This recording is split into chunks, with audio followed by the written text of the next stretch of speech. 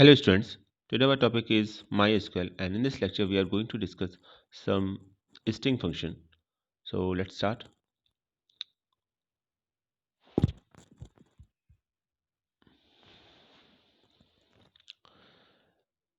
Student जैसा भी आप जानते हैं कि ये रिवीजन पार्ट चल रहा है और अभी तक हमने नेटवर्किंग और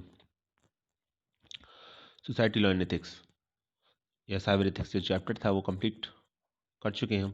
चैप्टर नहीं है, इनफैक्ट ये यूनिट है। और अभी हमारा जो नेक्स्ट रिवीजन टेस्ट का जो सिलेबस है वो है आपका MySQL और उसको 2 पार्ट्स में डिवाइड किया गया है। फर्स्ट पार्ट में डेट फंक्शन, स्ट्रिंग फंक्शंस और मैथ फंक्शंस हैं। सेकंड पार्ट में आपके एग्रीगेट फंक्शंस हैं। अभी तो हम आज से स्टार्ट करेंगे स्ट्रिंग फंक्शंस। फर्स्ट पार्ट इसका स्ट्रिंग फंक्शन, डेट फंक्शन और मैथ फंक्शन। तो अभी आज का टॉपिक है हमारा स्ट्रिंग फंक्शन है। तो आज स्ट्रिंग फंक्शन आज से हम करना स्टार्ट करते हैं। देखिए MySQL है। सबसे पहले हमने डेटाबेस चेंज किया, यूज़ MySQL। और सबसे पहला हम फंक्शन यूज़ करते हैं। किसी भी फंक्शन को आप डायरेक्ट यूज़ नहीं कर सकते। फंक्शन किसी भी प्री डिफाइंड टास्क को कंप्लीट करते हैं। तो इसके साथ हमेशा सेलेक्ट स्टेटमेंट लगेगा, ये याद रखिएगा। क्लियर। और अगर आप किसी टेबल पे वर्क नहीं कर रहे हैं, किसी कांस्टेंट वैल्यू पे वर्क कर रहे हैं, तो उसके साथ टेबल मेंशन करने की ज़रूरत नहीं है। बाय डिफ़ॉल्ट ड्यूल एक टेबल होती है, तो फ्रॉम ड्यूल करके आप लिख सकते हैं। चलिए देखते हैं। तो एक कैर फंक्शन है, तो आप लिखेंगे सबसे पहले सेलेक्ट कैर और फिर इसके अंदर वैल्यू पास करेंगे, एसकाई वैल्यू पास करेंगे। तो हम जानते हैं कि डिफरेंट करेक्टर्स की एसकाई वैल्यू होती है। इनफैक्ट सभी करेक्टर्स की अपनी एक एसकाई वैल्यू होती है। तो 70, 65, 67 और 69 ये डिफरेंट एसकाई वैल्यूज़ हैं। और हमने वो लास्ट में इसमें सेमीकोलन लगा दी। तो आपने यहाँ देखा कैर एक फंक्शन है और जो पैरामीटर्स वैल्यू है हमने वहाँ 4 नंबर्स पास किए। आप कितने भी नंबर पास कर सकते हैं इनफैक्ट, लेकिन हमने 4 वैल्यूज़ पास की यहाँ पर। टेबल ने मेंशन करने की ज़रूरत नहीं। जैसे मैंने बताया कि अगर आप किसी टेबल पर वर्क नहीं कर रहे हैं और किसी कांस्टेंट पर वर्क कर रहे हैं, किसी वैल्यू पर वर्क कर रहे हैं, तो फिर आप सिंपल उसको डायरेक्ट यूज़ कर सकते हैं विदाउट यूजिंग टेबल नेम। लेकिन अगर आप टेबल नेम फिर भी मेंशन करना चाहते हैं तो एक टेबल है ड्यूल, DUAL ड्यूल। आप फ्रॉम ड्यूल करके लिख सकते हैं तो भी वो सेम रिजल्ट देगा। चूँकि वो बाय डिफ़ॉल्ट होता है तो यहाँ उसे लिखने की ज़रूरत नहीं है। क्लियर है। ये अगर एग्जाम में पूछा जाता है तो आप लिख सकते हैं, मेंशन कर सकते हैं। 1 मार्क क्वेश्चन में पूछा जाता है तो देखिए, एग्ज़ाम की जहाँ तक बात है तो लास्ट ईयर से अगर हम कंपैरिजन करें एग्ज़ाम का, तो इस बार जो सिलेबस है वो कम्प्लीटली फंक्शन बेस्ड है आपका एसक्यूएल का। और सबसे अच्छी बात ये है कि जो पोर्शन है एसक्यूएल का वो अराउंड 30 मार्क्स का है। आई थिंक 30 या 35 मार्क्स का है। तो ऑलमोस्ट 50% है। अब उसमें सिलेबस काफ़ी रिड्यूस हो चुका है ऑलरेडी और वो भी फंक्शन बेस्ड है। तो अगर आप फंक्शंस का इम्प्लीमेंटेशन ढंग से जानते हैं और उनको यूज़ करना अच्छी तरीके से जानते हैं तो डेफिनेटली एग्ज़ाम में आपके मार्क्स अच्छे आने वाले हैं। तो इसलिए मैं यहाँ पर जितने भी फंक्शंस हैं उनका आपको प्रैक्टिकल एग्जीक्यूशन भी करके दिखाऊंगा और साथ साथ उनके बारे में डिस्क्रिप्शन भी होगा। ठीक है। तो ऑब्वियसली एग्ज़ाम में तो कमांड ही आने वाली है, इसलिए इनका प्रैक्टिकल एग्जीक्यूशन दिखाना, प्रैक्टिकली एग्जीक्यूट करके दिखाना बहुत ज़रूरी था। तो अभी जैसे एक कैर फंक्शन है, तो कैर क्या काम करेगा? कैर फॉर कैरेक्टर। तो जो भी एसकाइज वैल्यूज़ होती हैं उनके रिगार्डिंग जो भी करेक्टर्स होता है वो प्रिंट करता है। तो जैसे 70 के रिगार्डिंग कौन सा करेक्टर है? एफ। क्लियर। क्योंकि कैपिटल एफ। ए जो होता है कैपिटल ए उसके लिए कौन सा होता है? 65। बी के लिए 66। सी के लिए 67। डी के लिए 68। ई के लिए 69 और एफ के लिए 70। तो इस तरह से कंटिन्यूस वे में होते हैं। तो यहाँ 65 भी है, 67 भी है और 69 भी है। तो आप बता सकते हैं क्या कौन कौन से कैरेक्टर्स इसके अंदर आएंगे? तो आप 65 के लिए ए। ठीक है। तो 70 के लिए अभी मैंने बताया था एफ, तो ये होगा एफ ए। 67 के लिए सी। क्लियर है। और 69 के लिए ई। तो एफ ए सी ई, ये 4 कैरेक्टर्स होंगे। तो अगर हम इसको अकाउंट को एग्जीक्यूट कराएंगे तो हमें क्या प्रिंट होगा हमारे लिए? फेस, FACE, फेस प्रिंट होगा। ठीक है। अभी आप इसमें कितनी भी एस के वैल्यूज़ को ले सकते हैं, कॉमा लगा के सेपरेट कर सकते हैं। उनके रिगार्डिंग जो भी कैरेक्टर्स होंगे वो प्रिंट हो जाएंगे। चलिए देखते हैं। ये देखिए फेस प्रिंट हो गया। क्लियर। तो इस तरीके से आउटपुट आएगा। एक बात और याद रखिएगा इसमें कि जो कॉलम नेम होता है वो फंक्शन नेम ही कॉलम नेम होता है। क्लियर है? जैसे यहाँ पर है इस केस में आप देख पा रहे होंगे ऊपर 70 स्क्वायर 70 65 67 69, ये आपका क्या है, ये आपका अभी कॉलम नेम है।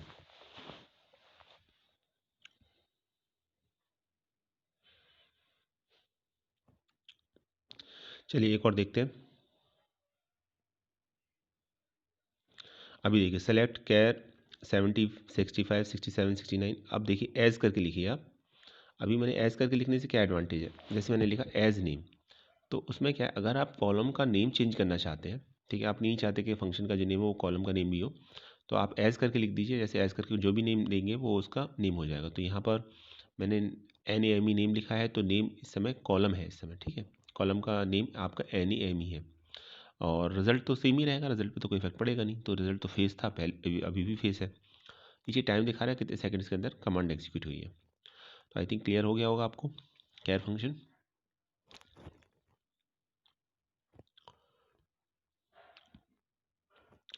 चलिए कुछ और देखते हैं, एक कमांड को और एग्जीक्यूट करते हैं।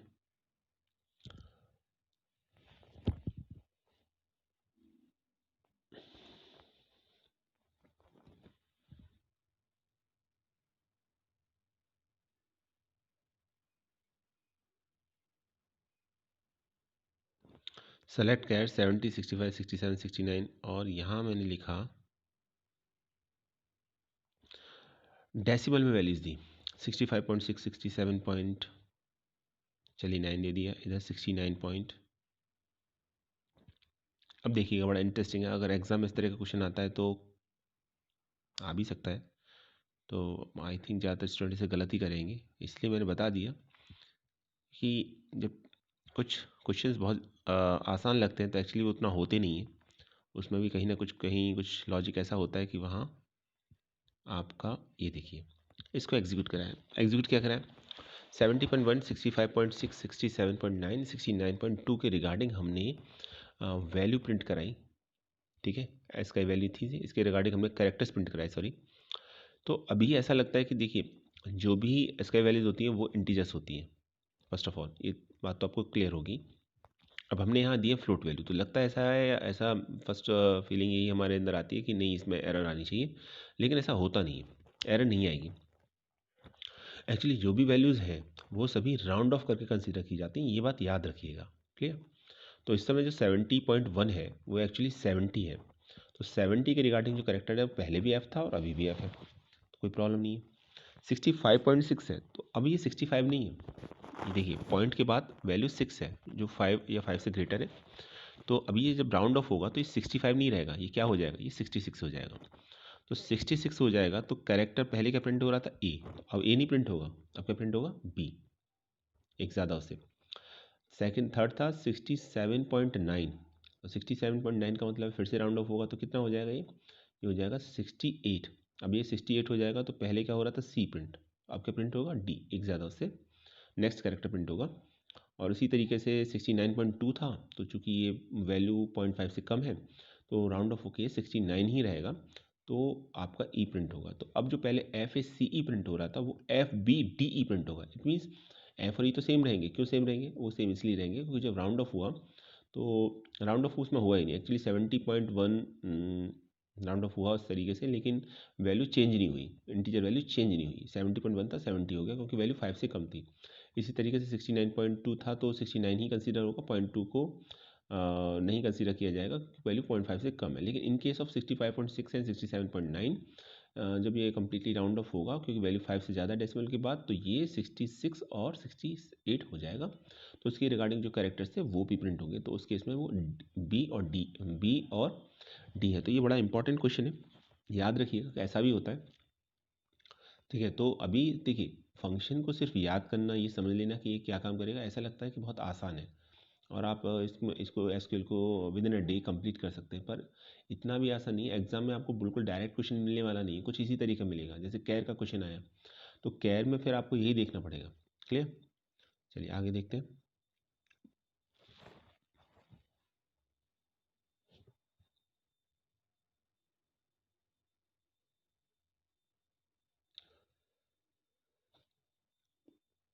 तो आई थिंक अभी ये क्लियर हो गया होगा आप सभी को। इसलिए मैं यहाँ पर सभी अभी प्रैक्टिकली एग्जीक्यूट करके दिखा रहा हूँ आपको यहाँ पर, ताकि आपको भी कोई डाउट ना रहे। अभी चलिए यही वैल्यू सेम वैल्यूज़ हैं। अभी अभी ये जो 1% डाउट भी था आपके माइंड में, तो वो भी मैं बिल्कुल क्लियर ही कर देता हूँ। सभी वैल्यूज़ को 0.5 से कम लेते हैं यहाँ पर। पहली वैल्यू 70.1, 65.4, 67.3 और 69.2। आपको पता है आंसर क्या आने वाला है? फेस। क्लियर? तो फेस ही आएगा, क्योंकि सभी डेसिमल के बाद की सभी वैल्यूज़ 0.5 से कम है। क्लियर? तो ये आपका कैर फंक्शन हो गया। आई थिंक अभी आप एग्ज़ाम में अगर आता है तो डेफिनेटली इसे कर लोगे। कुछ ही तरीका का आएगा 1 मार्क का क्वेश्चन अगर आया तो याद रखिएगा, इसका वैल्यू याद होना ज़रूरी है उसके लिए। क्लियर है? तो टेबल याद कर लीजिएगा आप, याद होंगी मुझे लगता है आपको, 11th में था ये चैप्टर। नेक्स्ट देखते हैं, सेलेक्ट कॉनकैटिनेट। एक और फंक्शन है जिसे बोला जाता है कॉनकैटिनेट, कॉनकैट। तो ये कॉनकैटिनेशन करता है किसका? स्ट्रिंग्स का। तो अगर आप दो स्ट्रिंग्स को कंबाइन करना चाहते हैं या कॉनकैटिनेट करना चाहते हैं तो उसके लिए एक फंक्शन है कॉनकैट। कॉनकैटिनेशन का काम करता है, फंक्शन का नाम है CONCAT। क्लियर? तो अभी फ़िलहाल हम किसी टेबल को यूज़ नहीं करते। हम क्या काम करते हैं, हम जनरली सिंपल एक टू स्ट्रिंग ले लेते हैं। जैसे मैंने लिया एक प्रवीण और सिंह, और कॉमा लगा के सेपरेट कर दिया दोनों स्ट्रिंग्स को। स्ट्रिंग है तो दोनों को डबल कोट्स के अंदर लिखना ज़रूरी है। देखिए कॉनकैटिनेट होकर एक स्ट्रिंग बन गई प्रवीण सिंह। क्लियर है? अभी मैं ये चाहता हूँ कि इसके अंदर स्पेस भी आ जाए प्रवीण और सिंह के बीच में, क्योंकि स्पेस नहीं है तो कुछ और लग रहा है। तो इस बार मैंने क्या काम किया कि एक और एम्प्टी स्ट्रिंग ले ली। ठीक है? तो उससे हुआ ये कि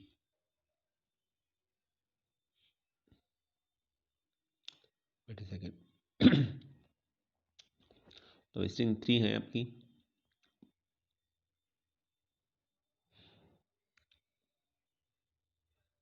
क्लियर?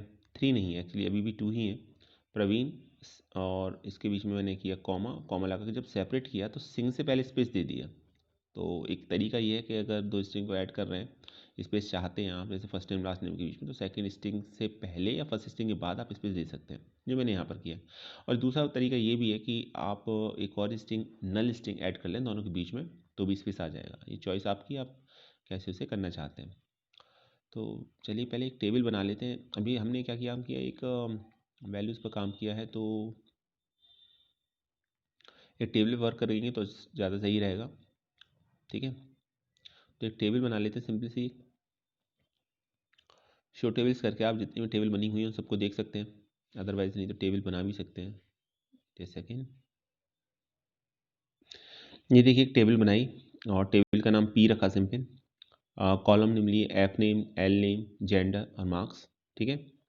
और इसके अंदर वैल्यू भी इंसर्ट कर दी, इंसर्ट इनटू कमांड से, इंसर्ट इनटू P। फिर इसके बाद वैल्यूज़, जैसे नेम है तो ले लिया अमन, लास्ट नेम ले लिया चौहान, जेंडर ले लिया मेल। ठीक है? मार्क्स भी ले लिए इसके।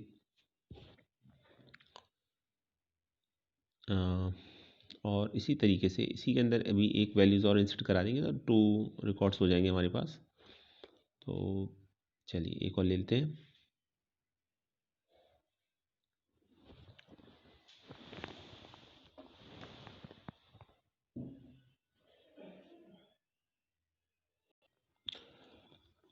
सो वैल्यूज़ रो इंसर्ट करानी है हमको। तो पहली रो का डेटा है अमन चौहान M 97.9 और सेकंड का है रानू अग्रवाल। एक स्पेशल कैरेक्टर इंसर्ट हो गया, उससे कोई फ़र्क नहीं पड़ता, वो भी एज इट इज़ हो जाएगा। हाँ क्लियर है? डबल कोट्स के अंदर फीमेल F और इसके मार्क्स लिख दिए हमने।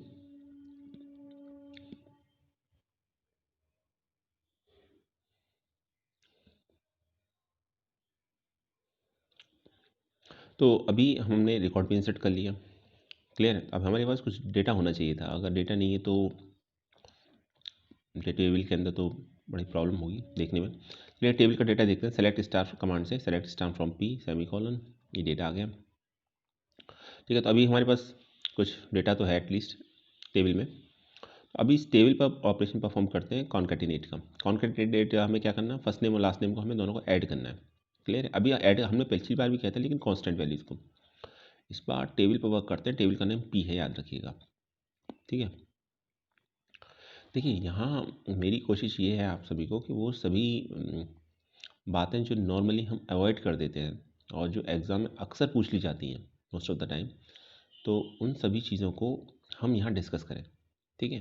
जैसे भी मैंने आपको बताया था थोड़ी देर पहले कि फ्लोट में कैर के साथ वैल्यू ले ली, तो जनरली हम इसको अवॉइड करते हैं। हम से एक लाइन में पढ़ते हैं कि सिर्फ कैरेक्टर जो होगा एस का वैल्यूज़ को कैरेक्टर फंक्शन एस का वैल्यूज़ को का कैरेक्टर प्रिंट करा देता है, दैट्स इट।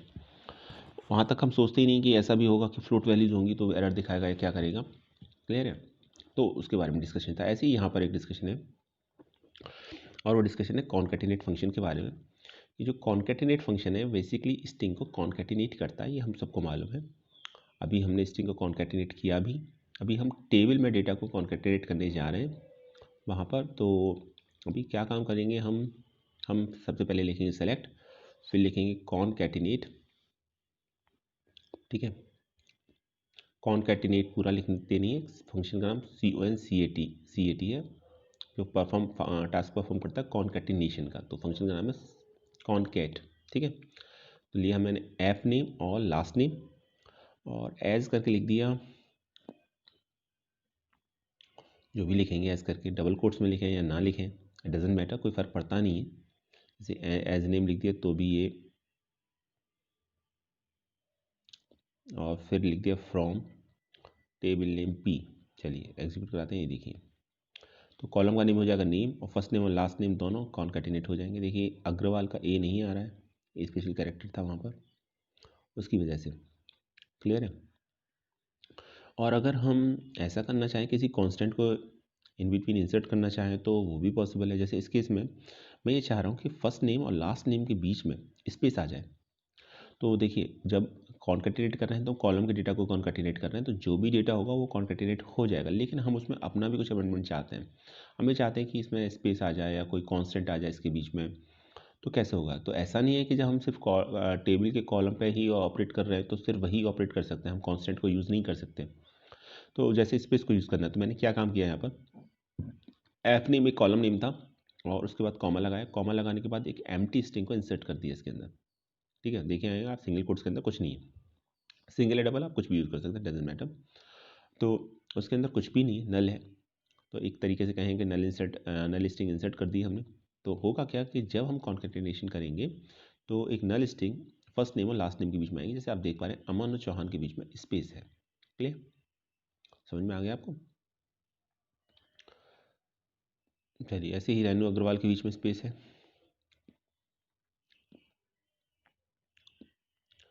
एक तो ये हो गया आपका, ये आई थिंक क्लियर हो गया होगा अभी तक आपको।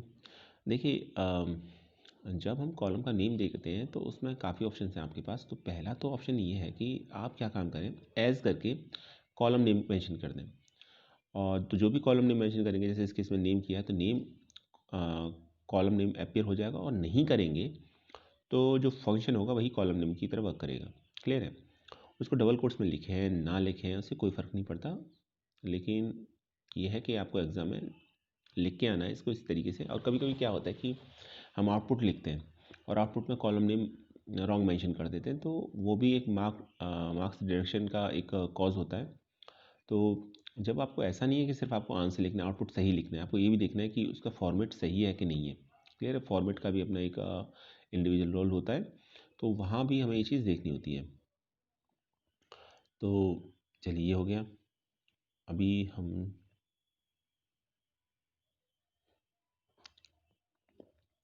अभी इसके अंदर हम एक काम और करेंगे। पिछली बार हमने स्पेस दिया था, तो आपको कुछ अगर अभी 1% डाउट है तो वो डाउट भी अभी क्लियर कर देते हैं। इसके अंदर हमने एक स्पेस की जगह नंबर दे दिए, तो सेपरेशन किससे होगा, नंबर से होगा, क्लियर है। बात ही खत्म हो जाएगी, तो भी डाउट ही क्लियर हो जाएगा आपको, अगर होगा तो। आई थिंक होना नहीं चाहिए। ये देखिए हमारा चौहान के बीच में नंबर आ गया 1 2 3 4 5 6, और ऐसे ही रैनो और अग्रवाल के बीच में नंबर आ गया। तो जो हमने वो तो एक कांस्टेंट है, कांस्टेंट एक तरीके से हम स्ट्रिंग है वो एक, तो वो तो हमेशा सेम रहेगी। तो जो भी नेम फर्स्ट नेम और लास्ट नेम के बीच में होगा वो आपका आ जाएगा यहाँ पर। तो हम यहाँ पर इस केस में क्या आ गया 1 2 3 4 5, तो एक ये हो गया आपका, क्लियर। चलिए अभी आगे देखते हैं, नेक्स्ट फंक्शन की बात करते हैं। कॉन्कैट फंक्शन अभी कंप्लीट हो गया, कॉन्कैटिनेशन का काम करता है। तो अभी 2 फंक्शन हमने देखे कौन कौन से, क्या और कॉनकैट। क्लियर हो गया होगा आई थिंक आपको।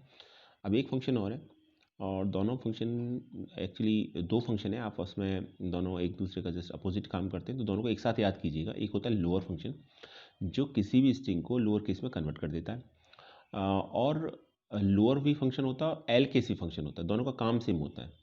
ठीक है, एल केस लिखें लोअर लिखें, दोनों सेम वर्क करते हैं। इसी तरीके से एक फंक्शन होता है अपर और यू केस, तो वो अपर केस में कन्वर्ट कर देता है।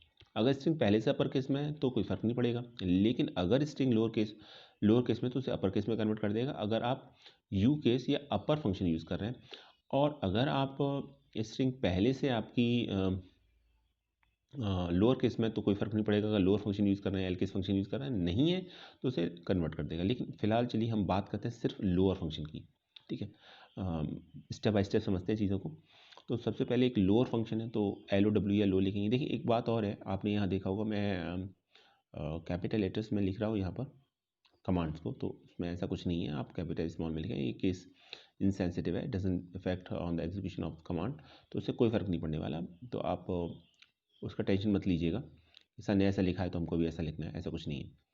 सेलेक्ट लोअर, ठीक है। अभी चलिए पहले एक स्ट्रिंग पर वर्क करते हैं। एक स्ट्रिंग ले ली मैंने ऐसे ही और करके दिखाते हैं, फिर एक टेबल पर भी काम करके देखेंगे। तो टेबल पर मैंने इसलिए बताया क्योंकि मे बी पॉसिबल एग्जाम में ऐसा हो सकता है, बल्कि एक्चुअली जो मॉडल पेपर उसमें ऐसा दे भी रखा है, ऐसा इस बार जो काफ़ी क्वेश्चन इस तरीके दे रखे हैं, टेबल दे रखी है और उसमें डिफरेंट फंक्शंस को इम्प्लीमेंट करना है आपको। ये देखिए क्या था इसमें, select lower F name from P. ठीक है, तो एफ नेम अभी हम टेबल के ऊपर ही वर्क कर रहे हैं, आप किसी एक पर्टिकुलर स्ट्रिंग पर भी काम कर सकते हैं। तो आसान करने के लिए हमने एक टेबल को ही वर्क किया, तो टेबल बनी हुई है हमारे पास। तो हमने लिखा लोअर एफ नेम क्या है, कॉलम नेम। ठीक है, first name from P, P है टेबल का नेम, तो टेबल में 2 ही नेम थे, अमन और रेनू, तो कैपिटल में लिखे हुए थे। अब वो स्मॉल में आ गए, स्मॉल में होते तो भी स्मॉल में ही रहते, कोई फ़र्क नहीं पड़ता उन पर, लेकिन अगर कैपिटल में है तो वो स्मॉल में, या कोई भी एक कैरेक्टर उसका कैपिटल लेटर में है तो स्मॉल में कन्वर्ट हो जाएगा। तो अमन और रेनू यहाँ पर स्मॉल में आप देख पा रहे होंगे। क्लियर, चलिए आगे देखते हैं। अभी आपने लिखा एफ नेम एल नेम। अच्छा ऐसा करें अगर हम, वेट ए सेकेंड, आप सोचें कि अच्छा क्या ये पॉसिबल है कि हम 2 पैरामीटर्स पास करें इसके अंदर, पैरामीटर वैल्यूज लोअर फंक्शन के अंदर, एफ नेम और एल नेम, तो क्या होगा फिर, देखिए तो फिर एरर आएगी। ठीक है, आपको एक ही कॉलम नेम देना है, तो ये मत कीजिएगा। इसका ये सिंटैक्स है, उसमें एक कॉलम नेम ही दिया जाता है, पास किया जाता है, या फिर एक ही स्ट्रिंग को पास किया जाता है। ये इसका सिंटैक्स है, याद रखिएगा इसमें।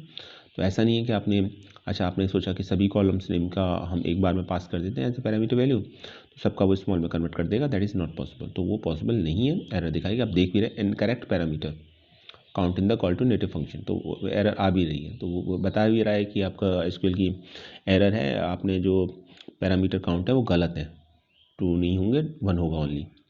तो वो मैसेज भी आ रहा है आई थिंक, ओके, ये क्लियर दिखाई दे रहा होगा। चलिए आगे बात करते हैं। तो ये भी क्लियर हो गया आपको। अभी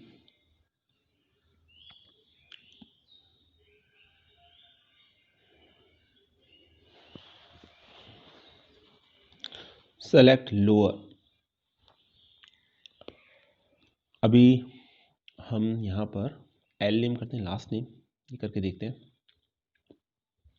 ये देखिए, तो ये स्मॉल लेटर्स में कन्वर्ट हो गया। स्पेशल सिंबल्स पर इसका कोई फ़र्क नहीं पड़ेगा, याद रखिएगा। तो जो है वो तो वही रहेंगे, अगर है भी तो लोअर ऊपर। इसलिए मैंने पहले ही बताया था कि हम बिल्कुल जो सिंपल कॉन्सेप्ट है उसको सिर्फ समझेंगे, उसको तो कॉन्सेप्ट को तो समझेंगे, लेकिन वो जो बिल्कुल सिंपल एक एग्जीक्यूशन होता है वो नहीं, बल्कि हम उसमें देखेंगे क्या क्या पॉसिबिलिटीज़ है, गलतियाँ कहाँ कहाँ हो सकती हैं, क्वेश्चन किस तरीके से बन सकता है, क्या क्या पूछा जा सकता है। इसलिए ये सब हम ट्राई कर रहे हैं यहाँ पर, क्योंकि यही फाइनल ऑब्जेक्टिव है हमारा कि जो फाइनल एग्ज़ाम में क्वेश्चन पूछे जाएँ, और वो पूछे जाते भी इसी तरीके से।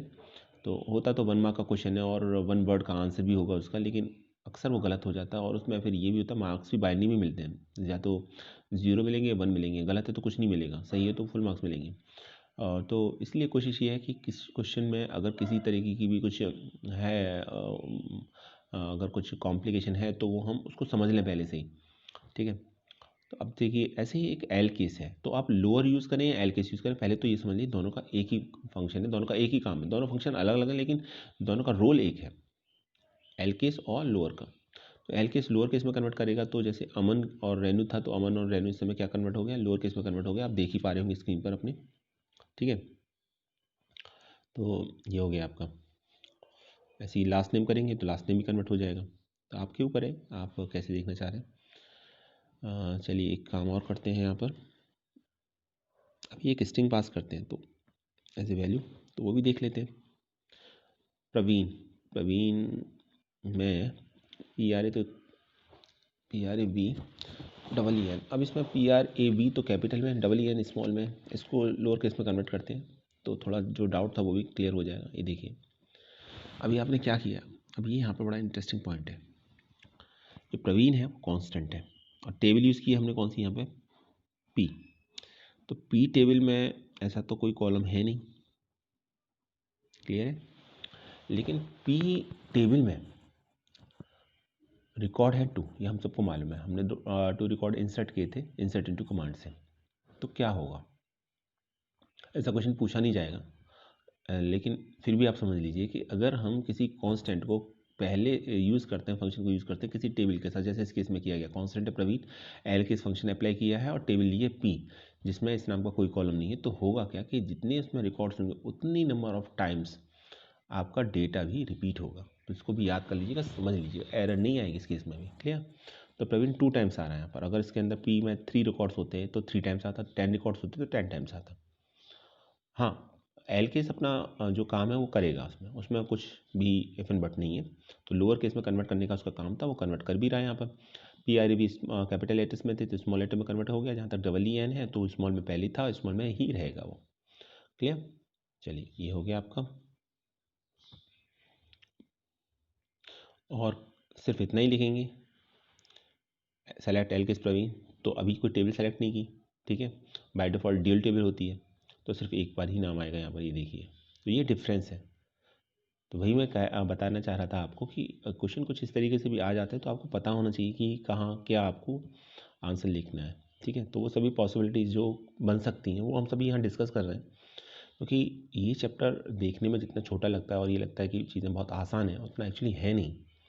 तो आपको वो सभी उसके जो डायमेंशन है वो हम यहाँ डिस्कस करेंगे कि क्या क्या पूछा जा सकता है इसमें, कहाँ कहाँ गलतियाँ हो सकती हैं, क्लियर।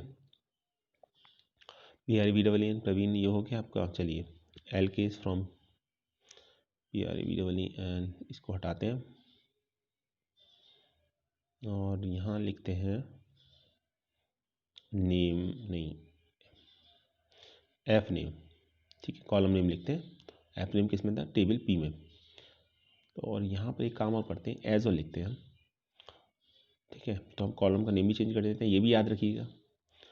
तो कॉलम का नेम हमने यहाँ चेंज कर दिया, NAME, नेम ही लिख दिया एज करके। देखिए एज करके ना भी लिखें आप, एज वर्ड यूज़ भी, एज की वर्ड यूज़ ही ना भी करें और डायरेक्ट लिख दें तो भी कॉलम का नेम चेंज हो जाता है, याद रखिएगा। तो ये डिफरेंट मेथड्स हैं चेंज करने के name, as name from P, लेकिन ये ज़्यादा सही है, ठीक है, स्टैंडर्ड माना जाता है। एज करके आप नेम लिख दें कॉलम का तो कॉलम का नेम हो जाता है, डबल कोट्स में लिखें ना लिखें डजंट इफेक्ट, उससे कोई फ़र्क नहीं पड़ता। जैसे अमन रेनू, तो यहाँ कॉलम का नेम क्या हो गया, नेम हो गया।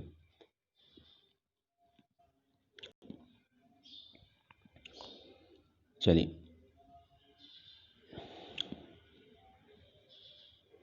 वेट ए सेकेंड, ज़रा देखते हैं, ओके। अभी क्या करना है, एक और था SEBSTR सब स्ट्रिंग,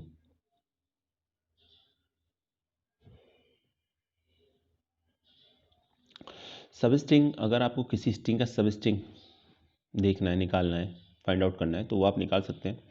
तो उसमें आपको करना ये होगा कि वेट ए सेकेंड,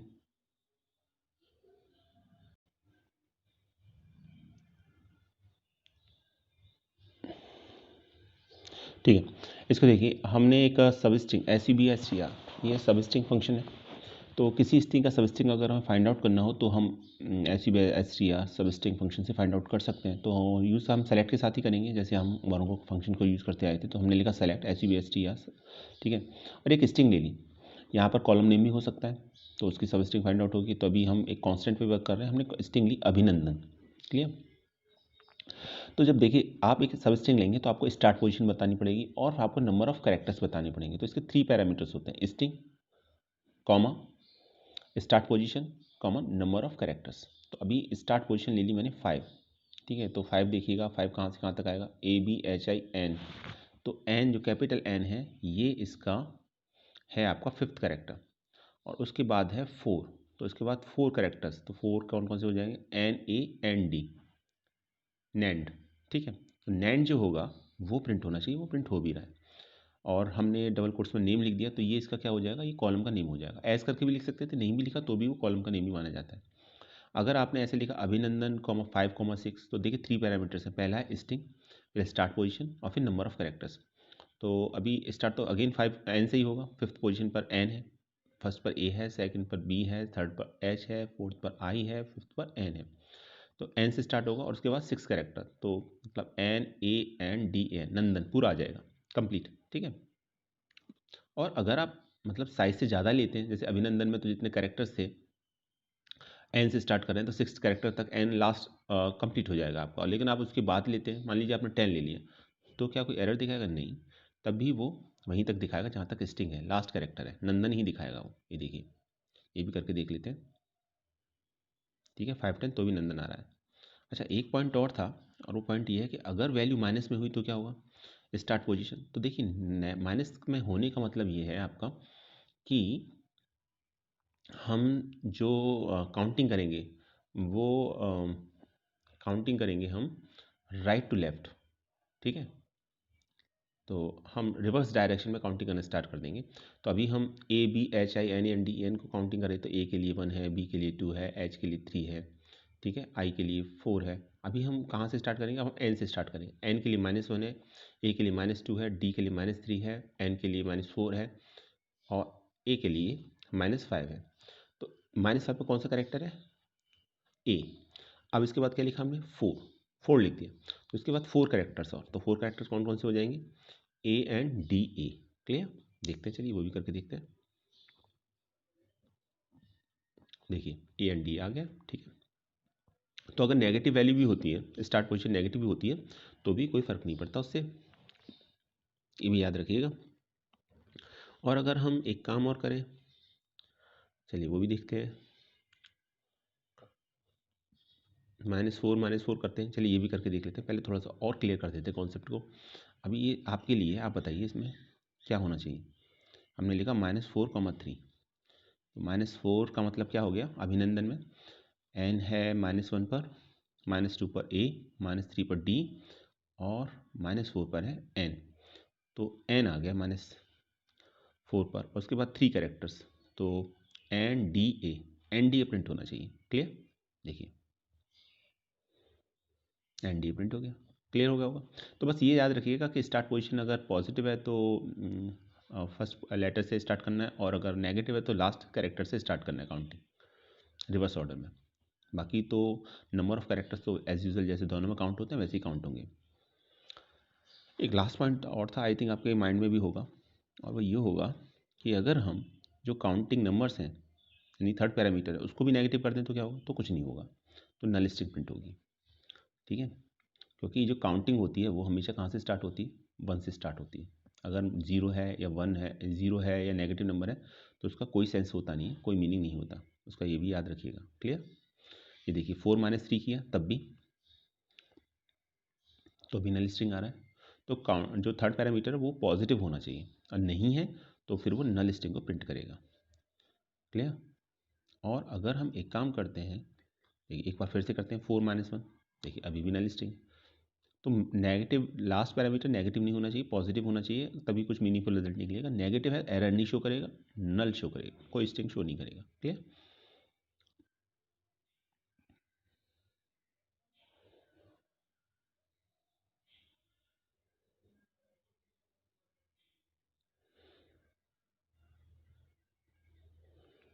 चलिए एक लास्ट और इसमें देखते हैं। अगर हम 0 करते हैं तो क्या होगा। जैसे मैंने बताया एटलीस्ट एक पॉजिटिव वैल्यू होनी चाहिए। पॉजिटिव अभी भी नहीं है, 0 है, नेगेटिव नहीं है हालांकि, लेकिन अभी भी कुछ भी शो नहीं करेगा। और अगर हम कुछ ना ही लिखें तो क्या होगा। चलिए पहले 4 1 लिखते हैं, एक पॉजिटिव वैल्यू लिखते हैं। देखिए अब आई आ रहा है, तो अभिनंदन में 4th पोजीशन में कौन सा कैरेक्टर है, आई, तो इसलिए आई प्रिंट हो रहा है। क्लियर। तो एक लास्ट वर्क और बचा है हमारा, उसे और देखते हैं। अभी हम इसमें क्या काम करते हैं।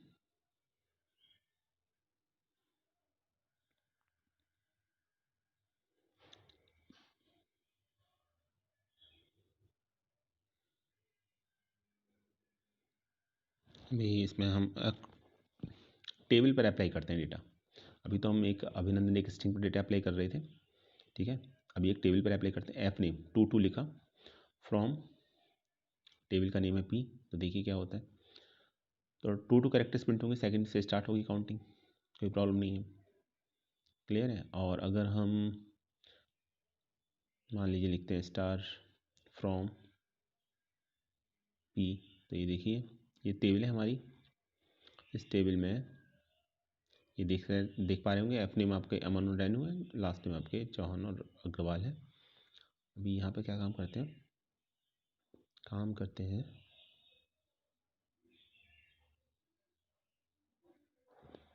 एल नेम, लास्ट नेम पर करते हैं अप्लाई 2 5।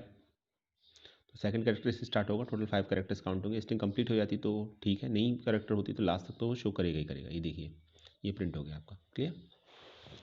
तो टेबल पर करें या पर्टिकुलर किसी कॉलम पर करें या स्ट्रिंग पर करें, तो रिजल्ट तो उसी के अकॉर्डिंग आएगा। ये आपको याद हो गया। और नेगेटिव वाला कॉन्सेप्ट याद रखिएगा आप, ठीक है। और काउंट जो थर्ड पैरामीटर है, जो नंबर ऑफ कैरेक्टर्स काउंट करता है, वो एक पॉजिटिव नंबर होना चाहिए। नेगेटिव होगा या 0 होगा तो नल स्ट्रिंग प्रिंट होगी, एरर नहीं आएगी। ये सबसे इंपॉर्टेंट पॉइंट है।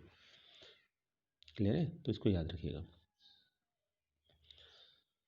चलिए आज के लिए इतना ही। Thanks for watching this video.